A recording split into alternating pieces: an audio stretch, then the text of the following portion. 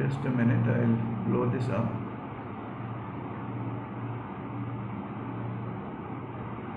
Thank you. Good afternoon to all of you, ladies and gentlemen. The topic given to me this afternoon, as Dr. Dharani just mentioned to you, is education as an enabler of happiness. It seems to be a nice, warm and happy topic to engage with. The catalyst for this test talk is the latest report that Dr. Dharani just referred to.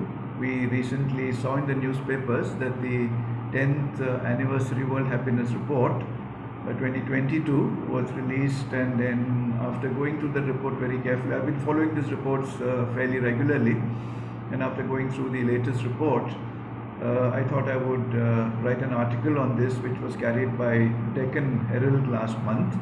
I titled this article "The Elusive Quest for Gross National Happiness," and it was felt by CES authorities here that perhaps it would be useful to open up this entire subject for discussion, and this is what CES has actually done. I'm sure most of you, if not all of you, are aware of the fact that this particular report, titled the World Happiness Report, has become famous thanks to the efforts that Bhutan has played in this particular regard. So let me briefly explain to you the role of Bhutan in this regard. In the United Nations General Assembly in 2011, July 2011, Bhutan introduced a resolution. It sponsored a resolution 65/309 titled "Happiness Towards a Holistic Approach to Development." This was, I think, unanimously adopted by the General Assembly, because the idea that Bhutan was placing before the General Assembly appeared to be something very unique, something very necessary. As all of us know, the way in which countries' growth and development is calculated, growth and development are calculated, measured, is normally in economic terms, in terms of GNP, in terms of GDP and all that. Bhutan was now breaking that hallowed tradition by stating that it's time that we brought into the framework of assessing or measuring a country's social and economic progress and development through other indicators. And Bhutan in this resolution was telling us that we need to give more importance to happiness and well-being in deciding how to calculate, how to measure social and economic development. So this was the sum and substance of the resolution introduced by Bhutan in July 2011, and it appeared that most, if not all, countries had no problem in going along with Bhutan in this particular regard. Since then, we have had World Happiness Reports being initiated under the United Nations auspices, and I am placing before you some of the highlights of the World Happiness Report 2022. It says at the very beginning that the true measure of progress is the happiness of its people. The report also says that happiness can be measured. The report also says that we are able to identify those forces and factors that are able to create happiness among people, among nations, and so on. So the message of the World Happiness reports are that policymakers should take into account the findings of the respective studies. What is it that causes happiness? How do you measure happiness? How do we ensure that people continue to be happy, and so on, so that we can all live better and wiser lives? This report tells us that over the last 10 years there has been a huge transformation of public interest in happiness, and they've been able to figure out how exactly this transformation has taken place. And this has percolated up to the level of policymakers too, because policymakers, we are told, worldwide are now looking at how happiness can be incorporated into the various public policy designs, and so on and so forth. You may also be aware of the fact that with the encouragement from the OECD, Organization for Economic Cooperation and Development of Europe, almost all its member countries now annually measure the happiness of their people. This happens outside the World Happiness Reports. The European Union also asks its member countries to put happiness and well-being at the heart of their policy initiatives. This some of you may be aware of in the latest report, which 10 countries figure right on top of the happiness report. The first country is Finland. Finland has been consistently topping the World Happiness reports. And then you have this list of the other 9 countries: Denmark, Iceland, Switzerland, Netherlands, Luxembourg, Sweden, Norway, Israel. I was a little surprised to find Israel in the list here, because I thought after the way in which they're going after the Palestinians and the problem continues to persist, I was wondering how the people of Israel could be happy in the midst of this continuing tension with Palestine. But Israel figures 9 on the list and so on. So you have these 10 countries who figure in the top 10 category of countries in this latest World Happiness report. As I was just telling you, last 4 years Finland is topping the happiness index, and Finland is telling us, the Nordic countries are telling us, that happiness has a lot to do with contentment. Happiness and contentment seem to go together. The Nordic countries are telling us, these reports bring this out very clearly, that there's a cultural ethos prevalent in the Nordic countries that automatically brings in happiness to its people. I was reading an article, a very interesting article written by a Finnish American sociology professor based in the US. His name is Jukka Savolainen, and he says that the essence of his happy home region is best captured by a term called lagom. I'm not sure how the Finnish would pronounce that, Lagom, which means just the right amount, or moderation, or even contentment. And all of this, I'm told, is very prevalent in the Nordic countries, and Finland has taken a lot of steps to ensure that they top the happiness index for the last so many years. Now the question is this unique only to the Nordic countries, only to certain European countries? When you look at my last bullet point, just the right amount, moderation, contentment, I'm reminded of Eastern cultures. I'm reminded of our own Hinduism, of Buddhism, of Jainism, of Confucianism, of Taoism, and so on. Eastern cultures are also very rich in these ideas, be they moderation, be they contentment, and so on. So I've placed before you a slide where Buddha, when he was asked by one of his disciples, who tells him, who asks him, "I want happiness. How do I get happiness?" So when one of his disciples tells Lord Buddha that I want happiness, Buddha, I'm told this disciple of his, there are 2 things that you must remove from the statement that you just made. Please remove the I from the statement, I want happiness, because I is equated with ego. That's the first word I want you to remove. And the second word I would like you to remove is the word called want, because want is synonymous with desire. So when from this statement that most of us I think are after this, most of us may not express it very openly, but we all are running after happiness, we all want happiness. So the statement, I want happiness, Lord Buddha tells the disciple, please take the trouble to remove these 2 prefixes before happiness, I and want. I standing equated with ego, want equating desire. So when you remove these 2 words from the statement, I want happiness, Buddha tells the disciple, see, now you're left with only happiness. And there's a lot of philosophy behind this, so I thought I'll just share this with you. Also tell you that it's not just the Western cultures, Nordic cultures, which are speaking about contentment and enough is enough and limitation of wants and so on. This has been expressed in so many other cultures, Eastern cultures also. This brings me to the question, where does one find India in the World Happiness Reports? And it's very sad that one sees India's rank consistently deteriorating. In the latest 2022 report, India figures in the list of bottom 11 countries. Earlier we were somewhere in the middle, then we came further down, and right now we are in the bottom 11 countries, and our rank is 136 out of 146 countries. It's interesting to know which countries come below us.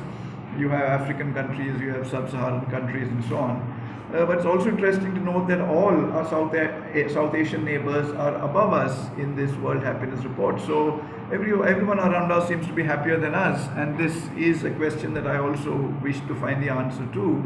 And my little study tells me that the reasons that the adults give for why they are not so happy are the reasons that I've given here in my second bullet point. Adults are unhappy about deterioration in the quality of life. Adults are concerned about food insecurity, about the availability or non-availability of potable water, or the quality of the water available to them, about women's safety, about environmental pollution. Now, these are the reasons why adults have answered this questionnaire that the World Happiness Report keeps asking people around the world.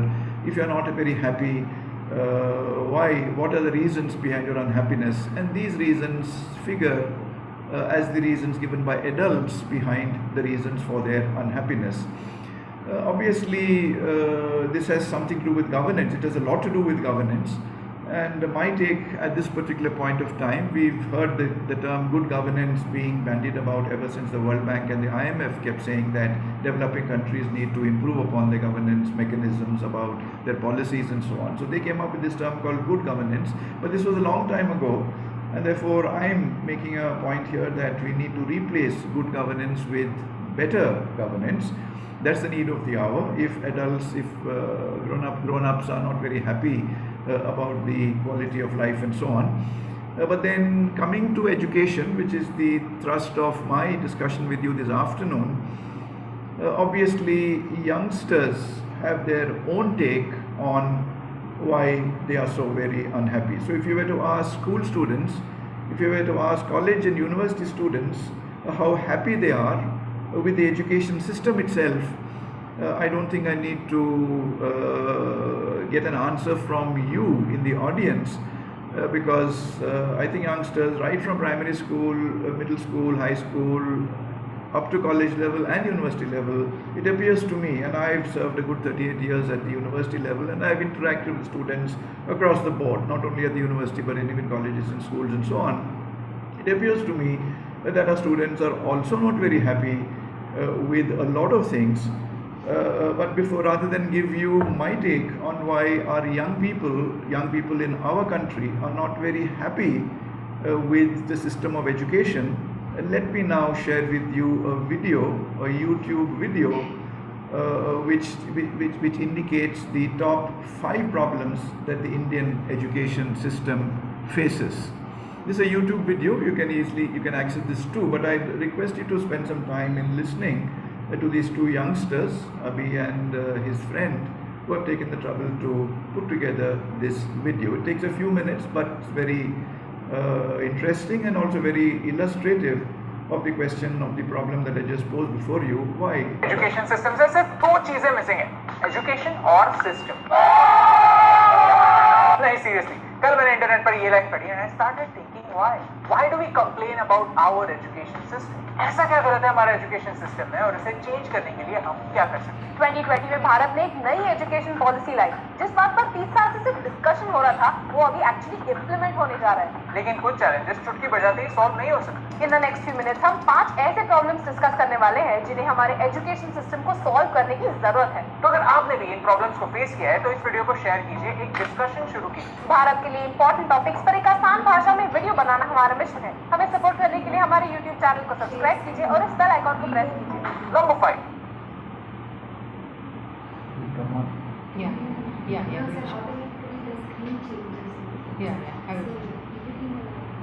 I will start from the first. Okay. Then it will happen. Again, okay.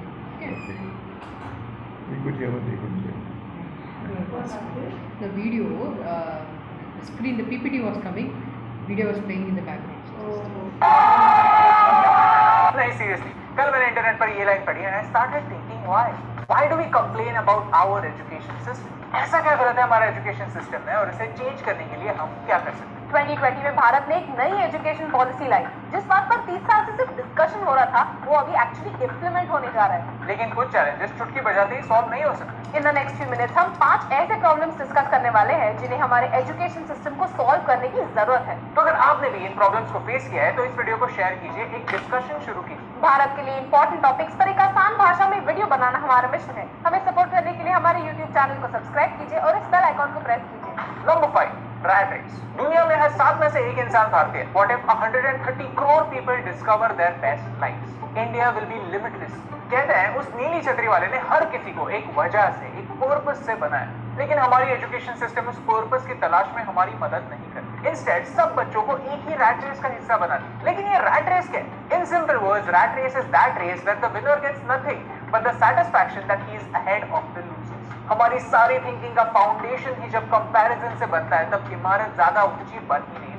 आज भारत का youth frustrated है और इस frustration से भागने के लिए और बेहतर अपॉर्चुनिटीज के लिए कई टैलेंटेड स्टूडेंट्स देश छोड़कर बाहर जा रहे हैं। हम क्या कर सकते हैं? टीचर को जेलर नहीं गार्डनर बनना होगा। हर प्लांट को अलग अलग तरह से ट्रीट करना पड़ता है। कुछ प्लांट्स इंडोर होते हैं, कुछ आउटडोर होते हैं, कुछ अपने आप बढ़ते हैं और कुछ थोड़े फसी होते हैं। वैसे ही बच्चों को भी थोड़ा सा समझना होगा। पेरेंट्स को अपने बच्चों को शर्मा जी की लड़की के साथ कंपेयर करना बंद करना होगा। और स्टूडेंट्स को टाइम पास नहीं एक अच्छा पास टाइम ढूंढना होगा। ऐसा कोई तो सब्जेक्ट होगा जिसमें आपको इंटरेस्ट होगा। फन ब्रेन नाम का एक वेबसाइट है जहां आप गेम्स के थ्रू मैथ सीख सकते हैं, अलग अलग चीजें ट्राई आउट कर सकते हैं। रैट रेस से निकलना है तो पहले अपनी रेस कौन सी है ये ढूंढो। Number 4, rote learning. 10th standard में साइंस में पहला चैप्टर था पीरियोडिक टेबल, जहां 116 एलिमेंट्स थे। एक्चुअली 118 एलिमेंट्स डिस्कवर तो हो गए थे लेकिन सिलेबस में अपडेट नहीं हुए। तो हमें स्कूल में कहा गया कि बुक में जो लिखा है एग्जाम में वही लिखना है, फिर वो सही हो या गलत। फिल इन द ब्लैंक्स में अगर बुक में टाइपो है तो एग्जाम में याद से वो टाइपो करना पड़ता था, नहीं तो आधा मार्क कट हो जाता। और आधे मार्क की कीमत या तो 99 वाला स्टूडेंट जानता है या फिर 34 वाला।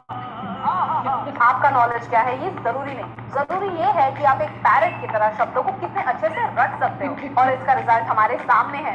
एसोचैम का ये रिसर्च कहता है कि भारत के 80% इंजीनियरिंग ग्रेजुएट्स अनएम्प्लॉयबल, यानी इंजीनियर बनने के बाद भी, 4 साल पढ़ाई करने के बाद भी इंडस्ट्री को जिन स्किल्स की जरूरत है वो स्किल्स यूथ में तो है ही नहीं। हम क्या कर सकते हैं? नई एजुकेशन पॉलिसी आ रही है जो काफी प्रॉमिसिंग है। हो सकता है कि आने वाले जनरेशंस के लिए ये प्रॉब्लम्स आउटडेटेड हो जाए। लेकिन ये जरूरी है कि स्टूडेंट्स एंड पेरेंट्स नॉलेज को इम्पोर्टेंस दें। नहीं, ऐसा नॉलेज नहीं जो एग्जाम के पेपर के साथ चला जाता है, बट ऐसा नॉलेज जो हमारे ग्रोथ में हेल्प करता है। Number 3, missing education. आप लाइफ में कुछ भी कीजिए लेकिन कुछ चीजें हम सबको करनी पड़ती। एक अच्छा ईमेल कैसे भेजते हैं, अपने थॉट्स को एक्सप्रेस कैसे करते हैं, टैक्स रिटर्न्स फाइल कैसे करते हैं, ये बातें बेसिक है, नेसेसरी है और हमारे स्कूल सिलेबस से मिसिंग। करियर काउंसलिंग की बच्चों के साथ साथ पेरेंट्स को भी जरूरत है, क्योंकि न जाने कितने ऐसे नए करियर ऑप्शंस हैं जिनके बारे में पेरेंट्स को पता ही नहीं। इन अपॉर्चुनिटीज के बारे में एजुकेशन हमारे एजुकेशन सिस्टम से मिसिंग है। हमारी दुनिया बदल रही है, इवॉल्व हो रही है और हर मोमेंट नए करियर ऑप्शन जन्म ले रहे हैं। उनके बारे में हम जितना जल्दी सीखेंगे उतने ही सही डिसीजंस ले पाएंगे। करियर से लेकर लाइफ पार्टनर तक हमें लाइफ में कई इंपॉर्टेंट डिसीजंस लेने पड़ते हैं और उनकी रिस्पॉन्सिबिलिटी भी लेनी पड़ती है। फिर भी हमें सिखाया नहीं जाता कि how to make a right choice. हम क्या कर सकते हैं? हमें जो चीजें स्कूल नहीं सिखाता वो सीखने के दूसरे तरीके हमें ढूंढने होंगे। आज दुनिया भर की सारी इंफॉर्मेशन हमारे फिंगर टिप्स पे है। इंटरनेट पर आपकी पर्सनालिटी को जानने के कई टूल्स अवेलेबल हैं। We have listed some of them in the description, so check them out. हमारे एजुकेशन सिस्टम के टॉप 2 प्रॉब्लम्स बताने से पहले we want to thank Skillshare for bringing this video to you. Skillshare एक online learning community है जहां हजारों अलग अलग क्लासेस अवेलेबल हैं। अगर आपको डिजाइन में इंटरेस्ट है या पियानो सीखना चाहते हैं या सीखना चाहते हैं कि कैमरा पर कॉन्फिडेंटली कैसे बात करें, Skillshare पर आपके लिए छोटे छोटे क्लासेस अवेलेबल। फॉर एग्जाम्पल मैंने अभी जस्ट मेरे फेवरेट यूट्यूबर MKBHD का एक क्लास कंप्लीट, जहां उसने उसके कंटेंट क्रिएशन की सारी प्रोसेस एक्सप्लेन की। वो स्क्रिप्ट कैसे लिखता है, शूट कैसे करता है और टॉप नॉच वीडियोस अपलोड कैसे करता है, ये सब उसने अपने Skillshare क्लास में सीखा। ये सारा नॉलेज आपको 1788 rupees per year, which means 149 rupees per month की प्राइस में मिलता है, which is less than what you would spend on say pizza। और हमारे व्यूअर्स के लिए Skillshare ने एक स्पेशल ऑफर दी। पहले 20,000 स्टूडेंट्स जो इस लिंक से साइन अप करते हैं उन्हें Skillshare का प्रीमियम सब्सक्रिप्शन कुछ टाइम के लिए कंप्लीटली फ्री एक्सपीरियंस करने मिलेगा। So click on the link in the description and learn something new.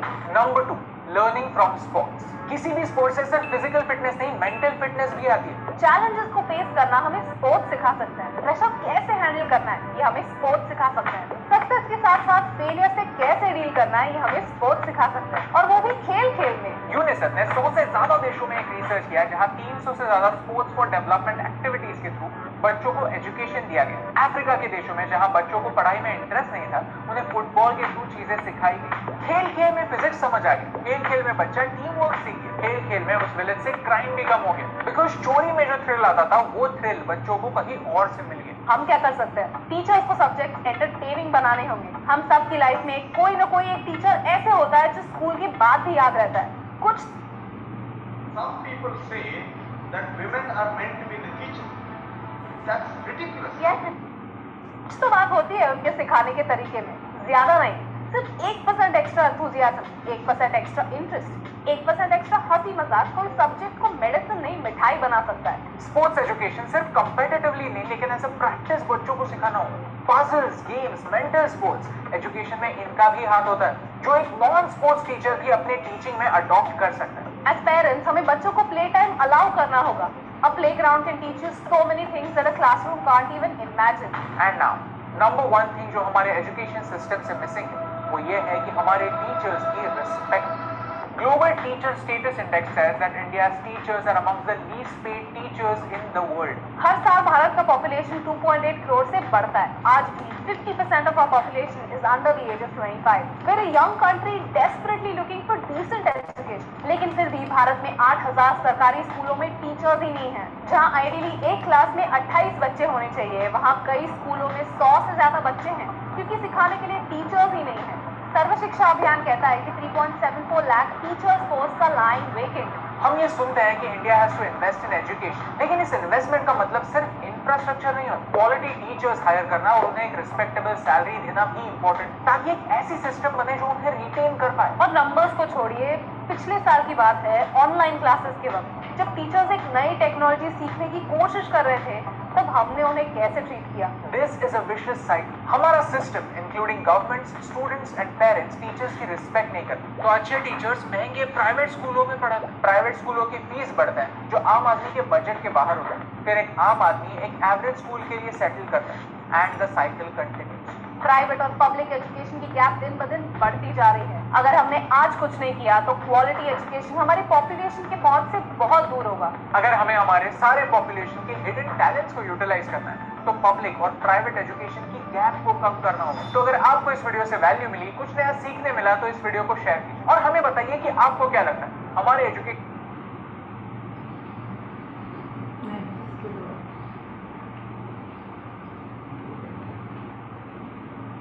Okay, I hope it's not.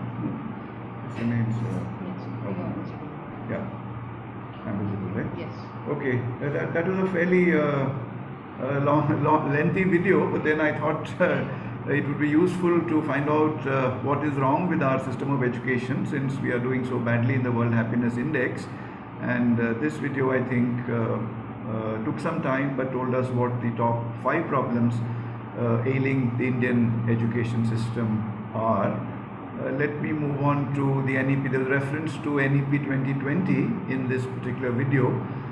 So let me tell you that in the NEP 2020, there is a specific reference to a particular curriculum which they call practice-based curriculum for students in grade 6 to 8. They say this would be appropriately designed by NCERT. Probably this work has already been done. And as part of this particular practice-based curriculum, there are several innovations which one may be happy about. One, that every month every student would not have to carry his or her backpack for 10 days in a month. They call bagless periods for students grade 6 to 8. Another very interesting innovation in NEP 2020 is that students would get to intern with local vocational experts, and these vocational experts could be carpenters, could be gardeners, potters, artists, and so on. They also speak of internship throughout grade 6 to 12, including on the holiday periods. Vocational courses through online mode, bagless days encouraged throughout the year, enrichment activities involving arts, quizzes, sports, vocational crafts, and so on. So NEP 2020 has quite a few innovations which our youngsters would be delighted about. These mention a few others, that children would be taken to historical places, to places of tourist importance, cultural importance, and so on. They will get to meet local artists, local craftsmen, and so on. So these are all innovations that NEP 2020 speaks about. But I'm raising a question here. Would these innovations, once they come into force and are spread across the country, would these innovations in NEP 2020 impart happiness to our students? The answer obviously would be yes, because if you tell a student who carries those heavy backpacks burdened with all those books that he or she would have to carry every day, whether those subjects are there in the regular in the day's timetable or not, obviously there are many innovations, the internship with experts, with artisans, and so on. So there are students would obviously say yes, if you introduce this, that would make us a lot happier than what we are. But my point at this juncture is that we would need to do much more if we are to impart happiness to our school students, particularly to our school students. So this is where I would like to briefly share with you a framework document which is titled Happiness Curriculum. Some of you may be aware of this. Government of Delhi, with the help of the State Council of Education, Research and Training, has introduced this happiness curriculum. It's been some years now since they have introduced this. Let me, for those of you who may not be very familiar, let me run you through the highlights of this particular curriculum of the Government of Delhi. It's an education program for children studying from nursery up to grade 8. These are in government schools, mind you, schools run by the Government of Delhi since July 2018. This happiness curriculum is being implemented. What is the objective of this happiness curriculum? Well, its basic objective is to improve the mental well-being of pupils, mental well-being of students. But simultaneously, the happiness curriculum is also teaching mindfulness,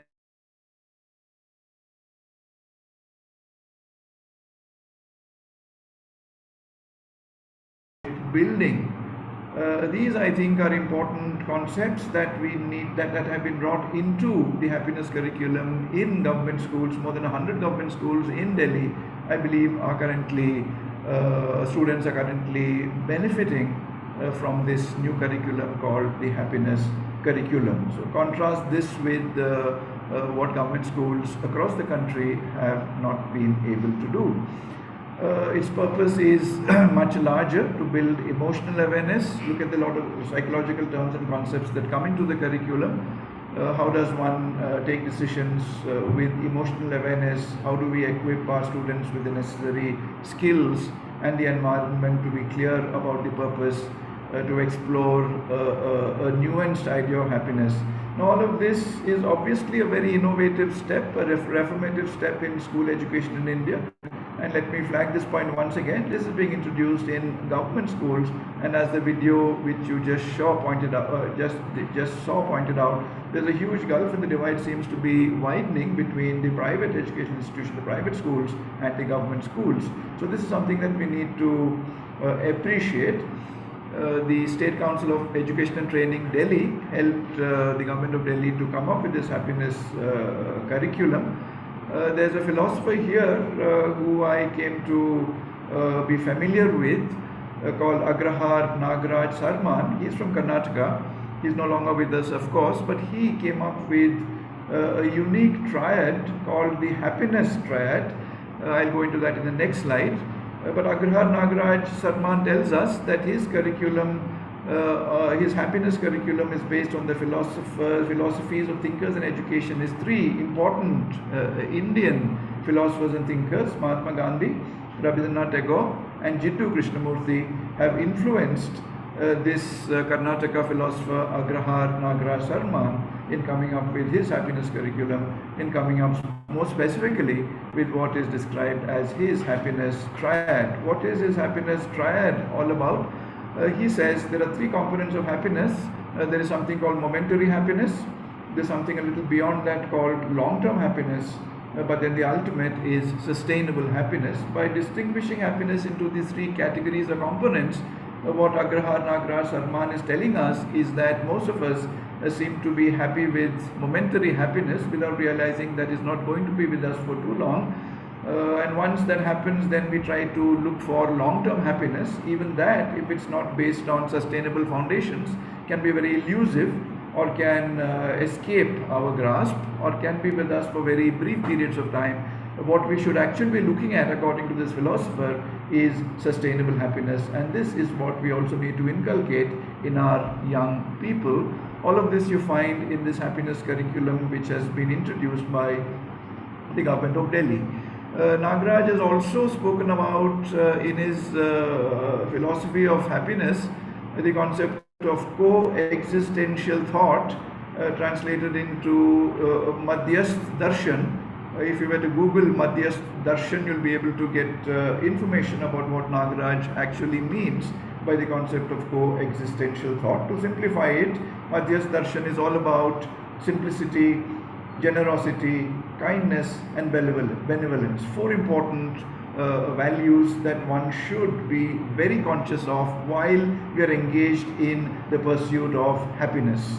The pursuit of happiness reminds me of the United States and the people there who are very conscious of the fact that their constitution speaks of the pursuit of happiness, but then how many countries, including the United States, are conscious of the fact that in the pursuit of happiness we cannot forget or we cannot ignore these basic values like simplicity, generosity, kindness and benevolence. Apart from this, Madhyasth Darshan of Nagaraj also includes concepts about oneself, about one's relationships with family, about one's relationship with society, and not to forget one's relationship with nature. So it's a very holistic philosophy. It's useful, I think, those of us who are not familiar with Nagaraj to understand what the Madhyasth Darshan is all about, because this which has been incorporated into the Delhi government's happiness curriculum in more than 100 government schools in Delhi, is obviously doing something very different from what the other government schools as well as private schools are actually trying to do. The curriculum, I'm told, employs techniques like mindfulness, reflective stories, interactive activities and other forms of expression to be able to equip students with the necessary skills, necessary mindsets to be able to answer these two fundamental questions. I believe these questions are regularly posed to the students in these schools. What is it that makes you happy? What is it that makes you unhappy? How can you convert unhappiness into happiness? What do you think a teacher, what do you think a school should do to make you happier than what you are, and so on. And apart from these basic questions, a second set of questions asked to students practically on a regular basis is, how can each student be an instrument in the happiness of other people? So it's not only about oneself, it's not only about how I can be more happier than what I am. Very quickly, the Hope Happiness curriculum shifts the attention, says, okay, now you are happy, we know what makes you happy, we will try to make you happier than what you are, but then can you also spend some time looking at how each of you can be an instrument in the happiness of other people. Now this I found very fascinating, so I thought I'll share this with you on this particular occasion. I have a couple of visuals about these happiness classes. Unfortunately, we can't see the faces of the students in this government school here, but I presume they're happy because the class is on happiness. But then if one were to turn the camera the other way around, perhaps we would see a lot of happiness in the faces of these students. This is a happiness class in a New Delhi government school. How are teachers doing the work? They're using manuals. They have, as I told you, the State Council, the SCERT has prepared manuals for them, has prepared learning outcomes for them. So this exercise is going on in a big way. How is it benefiting? I'll come to that in a little while. It's also interactive. It's not just the teacher talking about happiness. Students are asked to come to the board, define their understanding of happiness, see how they would locate themselves in this circle of happiness and so on. Feedback is also undertaken. There's a NGO called Dream a Dream in partnership with the US-based Brookings Institution. They conducted a pilot study in 2019 to design an assessment tool to find out how the curriculum is working out, how the students are benefiting and so on and so forth. And the findings of this pilot study has shown that both in terms of impact on students and in terms of impact on teachers, the happiness curriculum is working out very well. In terms of students, they are expressing themselves that they have a better relationship with teachers, that they are able to participate better inside the classroom, their focus has increased, their mindfulness has increased. All of these answers have been given by students. These are findings of the pilot study. On teachers have also said that before they started teaching the happiness curriculum, they were not conscious of their role as teachers, but now the teaching orientation has changed. They are collaborating with other teachers in teaching this curriculum. Most importantly, they stated that they've imparted to the students the point that values are more important than academic success. So this seems to be going on in a big way, and I believe apart from government of Delhi, two states, I think Madhya Pradesh and Uttarakhand are the only two states in India which have taken the happiness curriculum very seriously. I think it's important that other states also follow suit because of the positive impact that this particular happiness curriculum has had. So what I'll finally do, I've come to the last part of my presentation this afternoon. I checked with my wife Melanie to give me a selection of inspirational thoughts from wise men on children's education, and this is a selection that my wife Melanie has given me. One, Abraham Lincoln's letter to his son's teacher. If there's time, I'll read that out to you, or I'll project it on the screen for you. The second is this poem If by Rudyard Kipling, and the third, which is an all-time favorite with all of us, Ekla Chalo Re by Rabindranath Tagore. That is in video form. Let me quickly run through this, and I think I have to leave time for questions also. This session is supposed to end at 4. We began a little late. I'm wondering whether SES would give me a little extra time. But let me share with you Abraham Lincoln's letter to his son's teacher. Here's a visual I took from the internet. Obviously, it's not a public school where Lincoln has sent his son to. It's a private tutor, and he's written a letter to his son's teacher. And let me quickly read this out for you. Lincoln is speaking now. His son will have to learn. I know that all men are not just, but teach him also that for every scoundrel there is a hero, that for every selfish politician there is a dedicated leader. Teach him that for every enemy there is a friend. It will take time, I know, but teach him if you can that $1 earned is of far more value than £5. Teach him to learn to lose and also to enjoy winning. In school, it is far more honorable to fail than to cheat. Teach him to have faith in his own ideas, even if everyone tells him that they are wrong. Teach him to be gentle with the gentle and tough with the tough. Try to give my son the strength not to follow the crowd when everyone is getting on the bandwagon. Teach him to listen to all men, but teach him also to filter all that he hears on a screen of truth and take only the good that comes through.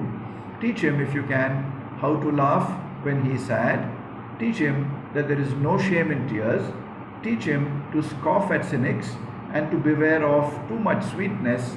Teach him to sell his brawn and brain to the highest bidders, but never to put a price tag on his heart and soul. Teach him to close his ears to a howling mob and to stand and fight if he thinks he is right.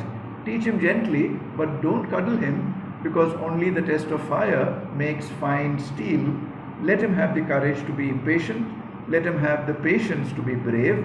Teach him always to have sublime faith in himself. Then he will always have sublime faith in mankind. This is a big order, but see what you can do. He is such a fine little fellow, my son. This was Abraham Lincoln in his letter to son teacher. I'm sure many of you are familiar with this letter. I thought I would read it out because it never fails to inspire me. The second in my little selection is this famous poem of Rudyard Kipling called If. Here is a little visual of Rudyard Kipling. And if you don't mind, I'll also read this out. Kipling, as most of you would be knowing, best known for his novels, The Jungle Book, The Second Jungle Book, and Kim, and his most famous poem, If. If you can keep your head when all about you are losing theirs and blaming it on you. If you can trust yourself when all men doubt you, but make allowance for their doubting too. If you can wait and not be tired by waiting, or being lied about, don't deal in lies. or being hated, don't give way to hating, and yet don't look too good nor talk too wise.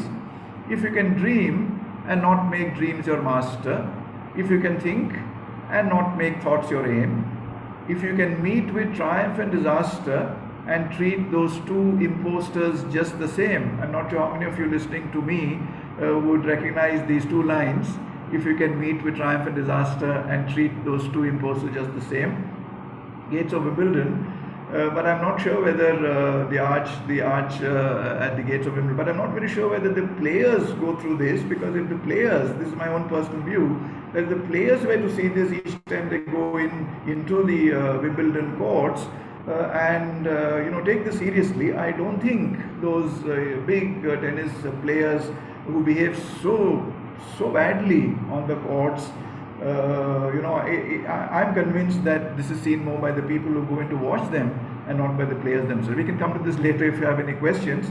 I'll move on to the rest of this poem of Kipling's. If you can bear to hear the truth you've spoken, twisted by knaves to make a trap for fools, or watch the things you gave your life to be broken and stoop and build them up with worn out tools, if you can make one heap of all your winnings and risk it on one turn of pitch and toss and lose, and start again at your beginnings and never breathe a word about your loss, if you can force your heart and nerve and sinew to serve your turn long after they are gone, and so hold on when there is nothing in you except the will which says to them, hold on, if you can talk with crowds and keep your virtue, or walk with kings nor lose the common touch, if neither foes nor loving friends can hurt you, if all men count with you but none too much, if you can fill the unforgiving minute with 60 seconds worth of distance run, yours is the earth and everything that's in it, and which is more, you will be a man, my son. This is Rudyard Kipling's If, which never fails to inspire me.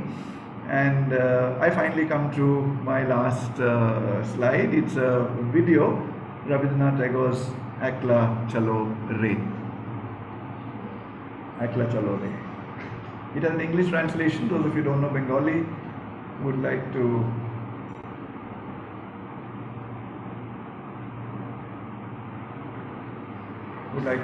be able to see it on the screen. It's sung by Shreya Ghoshal.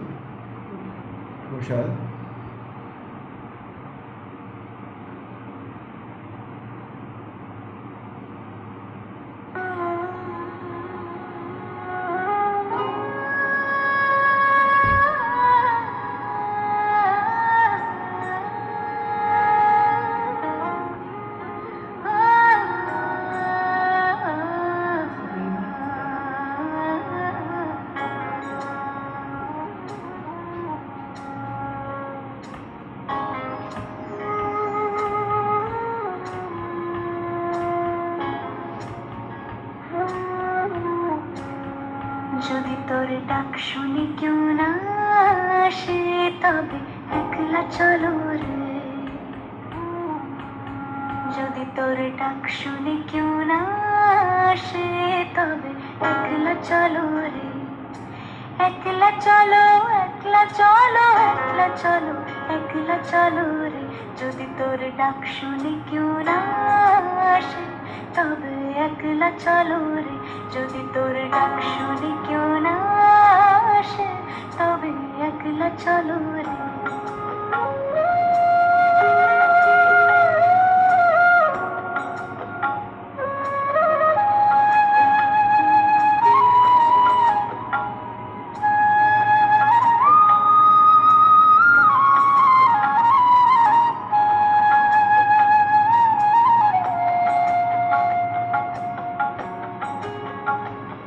যদি কেউ কথা না কয় ওরে ওরে ও ভাগা কেউ কথা না কয় যদি সবাই থাকে মুখ ফিরায় সবাই করে ভয় যদি সবাই থাকে মুখ ফিরায় সবাই করে ভয় তবে পরাণ খুলে ও তুই তোর মনের কথা একলা বলো রে যদি তোর ডাক শুনে কেউ না আসে তবে একলা চলো রে যদি তোর ডাক শুনে কেউ না আসে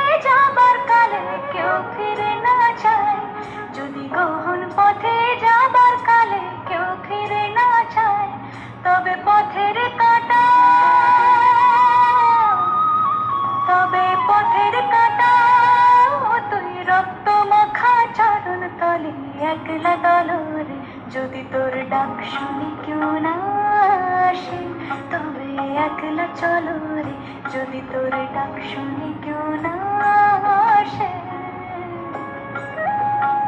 তবে একলা চলো রে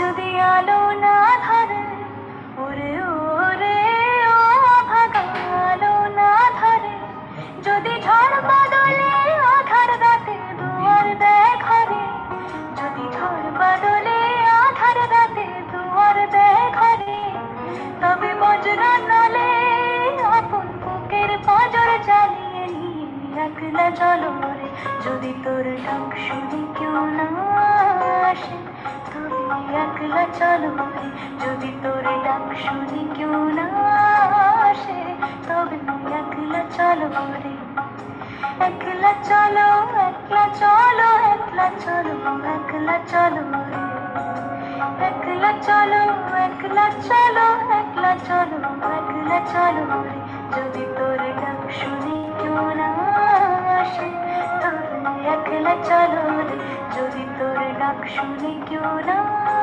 আসে তবে একলা চলো রে যদি তোর ডাক শুনি কেউ না আসে তবে একলা চলো রে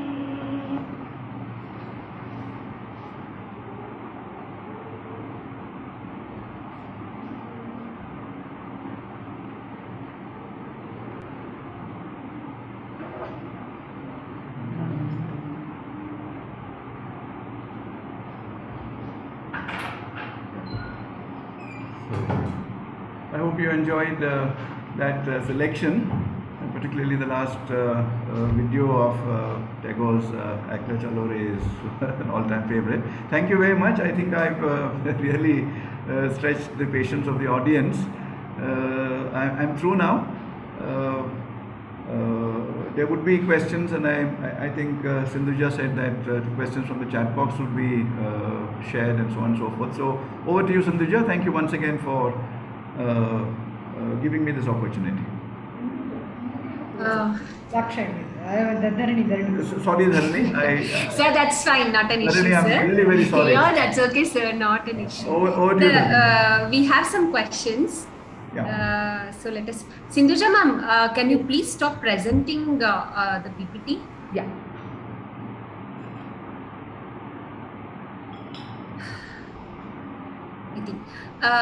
Sir, Dr. Vital Poddar has asked Yeah. whether inclusion of value education in our curriculum helps in improving happiness index in India. Yeah. Yeah. And there is also another question by him. There are 2 or 3 questions that can be interlinked together. Yeah, sure. Can good education become a change agent in one's life? Is happiness a mental status, or can it be measured by an economic parameter? Shall we go one by one, or give me one at a time. Easier for me. Okay. Take them one at a So, time. first one I would want to take up, can good education become a change agent in one's life?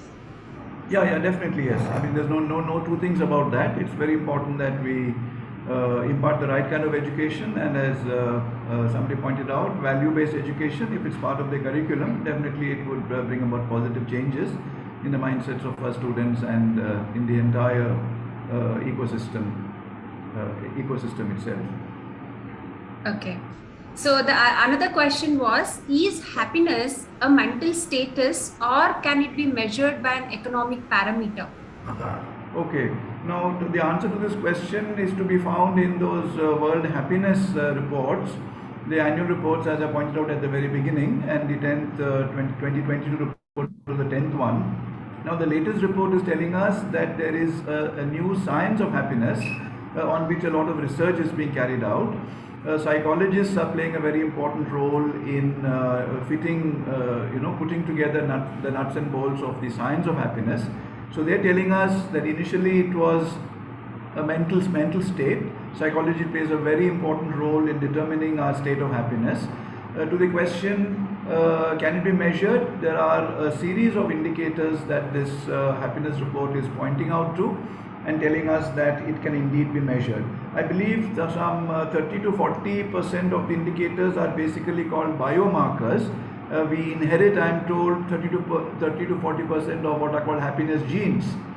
30 to 40%, I mean, if you're basically a happy person, then your genetic makeup has a certain role to play here.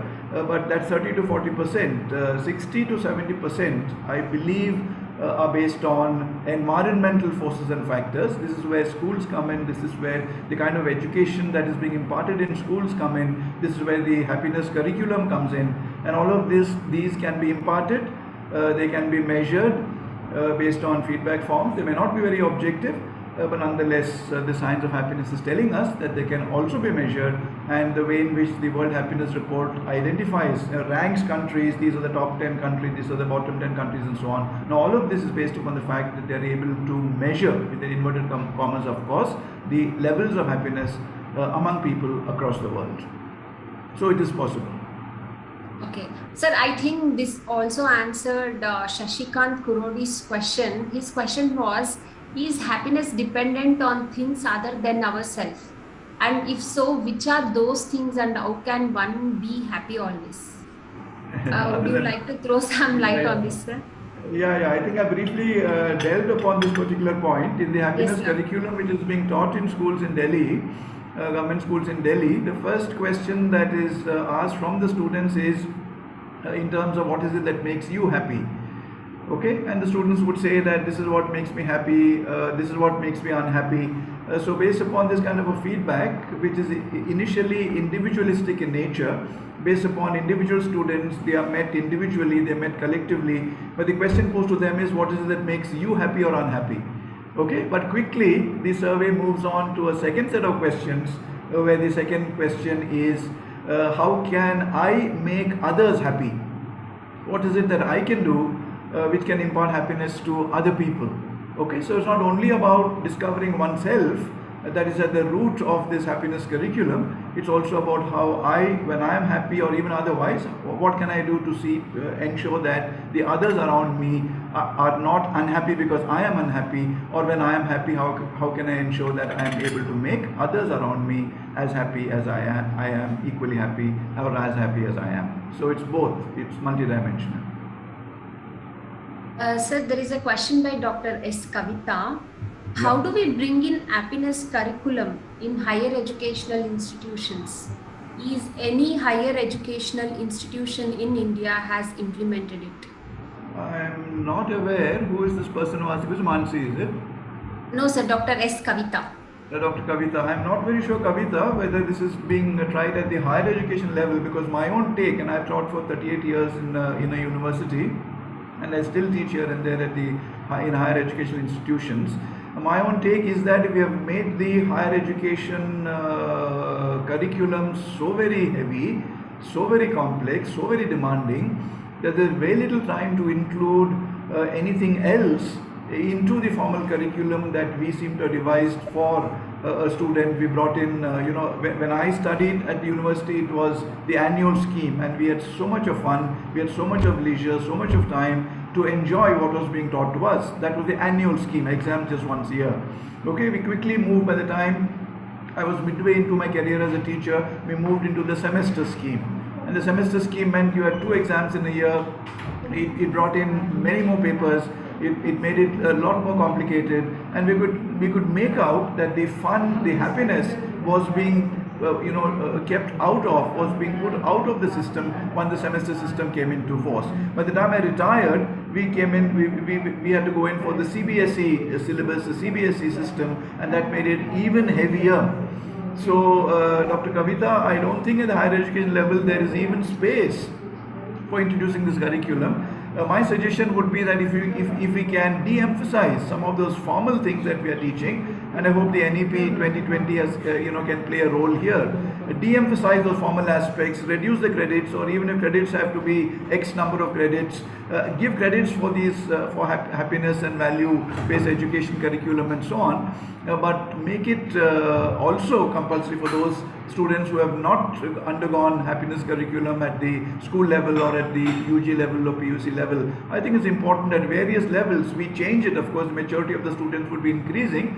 Change it, change the content, change the focus, change based upon requirements, and then you can introduce that. So my take is that you need such a curriculum at various stages in the growth of a student. What would be the next question, Dharani? Sir, this is from Miss Maithili. Would you say that happiness is a spiritual quotient and is not correlated with education or social status or salary and the like? No. We see a generation which is blessed with a lot more comforts, but they are still not really happy. Yeah, that I think the answer to the question is there itself. I would agree with the first part, that it's something spiritual that the youngsters can't absorb it, grasp it, and so on. It goes much deeper than that. It depends on A, the curriculum, depends on B, the teacher, and depends on B, how the curriculum is transacted by an educational institution. So these can be done. I would agree that it's a big challenge in this era of consumerism. It's a huge challenge to be able to get across to the minds of the students that some of the key terms in the happiness curriculum, like mindfulness, some of the terms like being conscious of your environment, or being conscious of people around you, and so on and so forth, bringing in empathy into relationships. And all of these things may appear to be difficult given the present generation, but I am convinced that it can be done. It may be difficult, it may be a challenge, but it can be done and it must be done. Next, Dharani.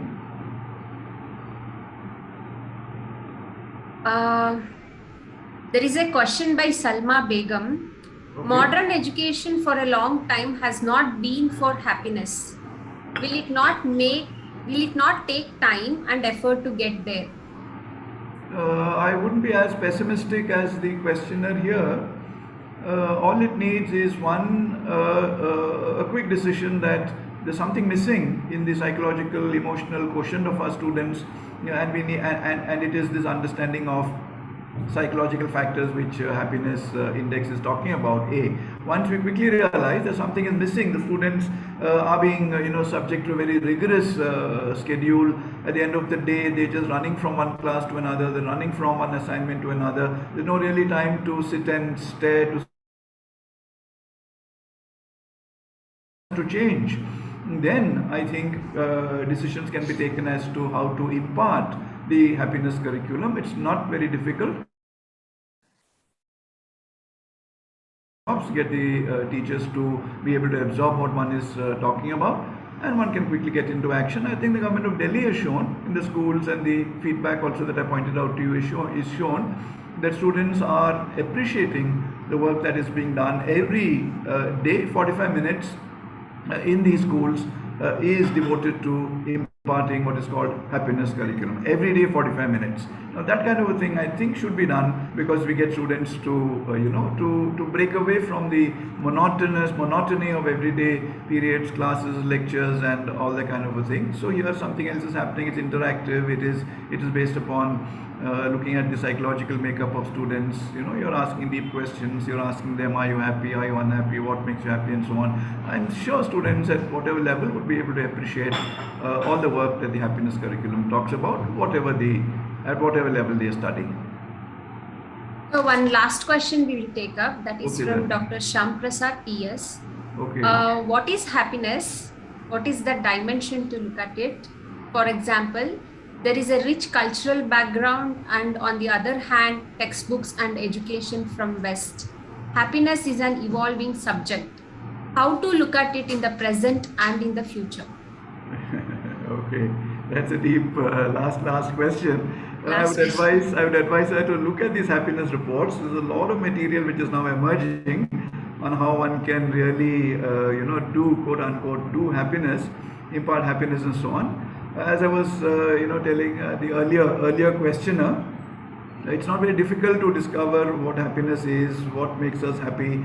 There's a science of happiness now available to us. A lot of psychologists have put their hearts and souls into finding this out. So on the strength of existing material and the work of philosophers, both Eastern and Western, this happiness curriculum in Delhi is a combination of three great Indian minds, Tagore, Gandhi and Jiddu Krishnamurti. Okay, so if we look into their philosophical contributions, one is able to find how rich they are and how they are telling us that if we do education the way in which it ought to be done, the results would automatically flow. Unfortunately, we have imbibed so much of the West. We are training our students to get into Western institutions. We are training them to get into the kind of jobs that Western economies are throwing up and so on. So if we are able to wean our students away from that mainstream kind of thinking that we've been notorious for putting into their minds, and tell them that there are many other ways in which one can earn money or find life, or find fulfillment or find satisfaction and so on. It need not be careers in education, careers in medicine, engineering and so on. Even today, as that video pointed out to us, if 80% of the engineers are, according to industry, unemployable, what kind of engineers are we actually churning out? So are there not alternative careers? Are there not fulfilling careers? And now in the post-pandemic period, so many options are available to our students. Can we not open up the entire field and tell them that money is not everything, or status is not everything, or power is not everything? You can find contentment. An essence of the 2022 report is that you can find happiness in contentment. Lagom, the Finnish term is lagom. Lagom translates into contentment. I know when I'm contented. I don't want more than what I actually have, or this is enough for me. That kind of a feeling, I think, is very important. So my answer to the last question would be that contentment and the feeling, as Buddha also says, that if when you're aspiring for happiness, the question should not be I want happiness. The question would be, how do I find happiness in my surroundings? How do I find happiness in whatever I'm doing, howsoever humble it may be? So there's any number of wise philosophers and philosophies available to us. We need to share that with our youngsters and tell them that it's not always necessary to get into a consumption-oriented society to be able to aspire for more and more power, wealth, position and so on. One can be contented with even the smaller things in life. That's it, Dharani. Thank you. Yes, sir. Thank you so much. So we have with us our director, Dr. Gaurisha, sir. Sir, would you want to speak few words? Yeah, sure. No, I have nothing to say. Just I have to thank Professor Jeevan Kumar sir because even I have done my PhD research on happiness, developing happiness index for information technology industry. So it is again nice to hear linking the entire happiness concept from the World Happiness Report to our education system. I think you rightly pointed out it was brought in as curriculum in Delhi, and also there was some kind of an effort by the government of Madhya Pradesh to bring a happiness department also, but subsequently I think it has not taken off in the direction which was expected. So I think bringing happiness into curriculum is one thing.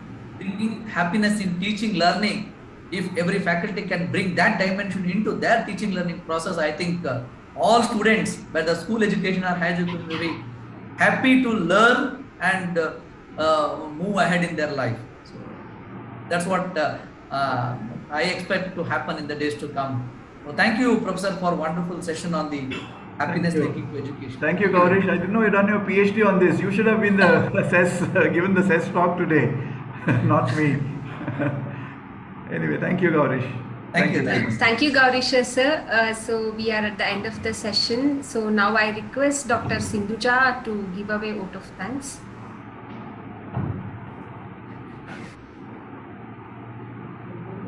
Good afternoon, everyone. It was a wonderful, indeed, special session.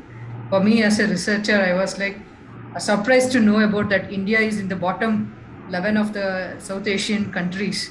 The way that you have identified from the 5 reasons is a very much key takeaway note for today's CES talk. So there is a lot more of scope and research that need to be done to understand why the quality of life, why the adults are feeling that these are the reasons for lack of happiness in terms of quality of life, food insecurity, women's safety, environment, and moreover basic amenity like water. So if you look at all these 5, it points towards the Millennium Development Goals, which is one of the Sustainable Development Goals, SDG, why we are not able to identify. So this is something, a takeaway message for this whole today's session. Sir, your humility and the simpleness, and end of the day, the mixture of the both song and video, the Ekta Chalo, something which struck the chord for everyone. Thank you so much. It is indeed great pleasure and honor to have you to talk about bringing happiness to the curriculum and even to the webinar itself. So you brought the life and the spirit to the whole session. Thank you so much for sharing your valuable time. And I thank our President, Professor M.K. Sridhar, for giving this opportunity for us to conduct this webinar series. I thank our director and the head of the department, Gauri sir and Padmavati ma'am, for giving all the support and guidance throughout the webinar series. I thank our colleague Ms. Dharani and Shiv Kumar sir for giving all the technical and overall organizing support. None not the list, and all the participants for making this event successfully. I thank one and all. Over to you, Dharani.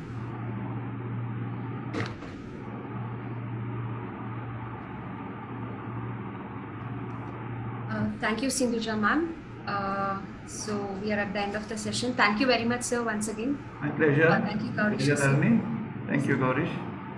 A request to all the participants, please fill the feedback form that I have sent to you so that it will help us to send you the e-certificates. It's a kind request.